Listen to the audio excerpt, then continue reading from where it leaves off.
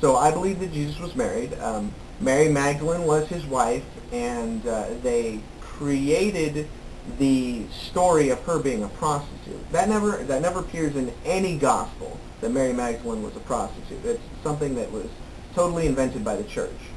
They invented the idea that she was a prostitute in order to slander her image, to explain the reason why this woman was around. It's like, oh well, she was a prostitute, and Jesus healed her, and cast the demons out of her, and she after that she became a devout follower of Jesus. Um, so so that's where that comes from. Now, as far as today is concerned, it doesn't, in my opinion, it doesn't really matter to most Christians. Well, maybe not to most Christians, but it doesn't matter to a lot of Christians whether Jesus was married or not. But the problem comes in when if Jesus were married, that means that the church has been lying to everybody for 2,000 years. And that's why they have to keep... And that's why they have to keep it covered up. Because of the lie, not because of whether it's true or not. Right, right. Maybe it is still, to a degree, that they want to repress people's sexuality, but I'd say it has more to do with the lie. Because if the church lied, then that's a complete hypocrisy, because you're not supposed to lie. Then you can't trust anything they say. Exactly. Then you can't trust anything they say. So, that's how I stand on that whole issue. Okay. How about separation of church and state? Does it exist? Does it exist? Yes and no. I mean, it And should it exist? should it exist? Yeah, I think it should exist. I think, I definitely don't think that people's, anyone... Do you think that the American way, the Christian way, do you think that really supports the separation of church and state, or do you think that supports a union of church and state? I believe both the American way and the Christian way support a separation of church and state.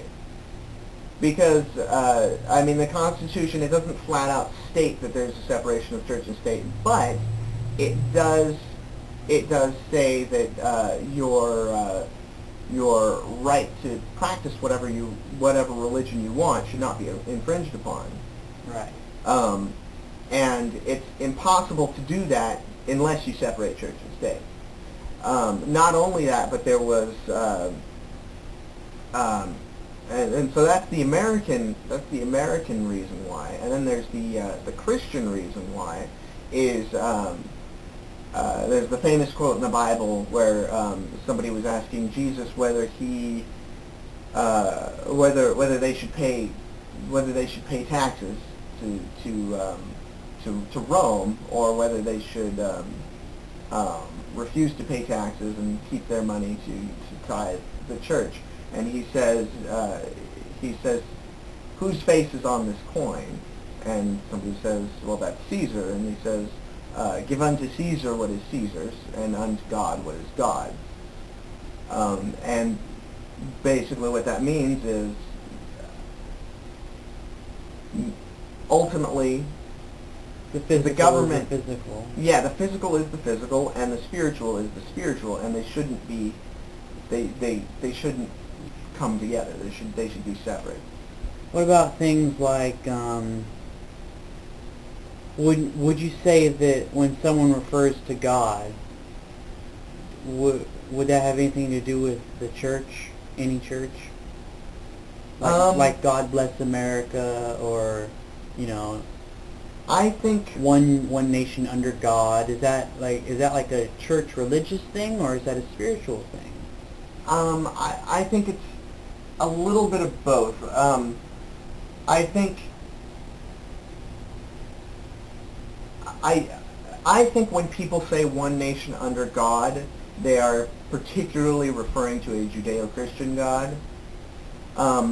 However, I mean, it's, you know, you don't have to think of it in those terms if you don't want to. You don't have to. However, there are a lot of people who don't believe in any sort of God, and I think that kind of infringes on their rights. So, I mean, so in a sense, I would say I don't think that it should be stated one nation under God, or, you know, in God we trust, or anything like that. Why do you think it says that on our money? Because the main population is Christian? Probably for the most part, yeah, and you know, the people who founded the country believed in a divine creator, you know, whether it was a Christian God, or it just pretty much hung around. And since most people today are Christian, it's, you know, it's not going away anytime soon.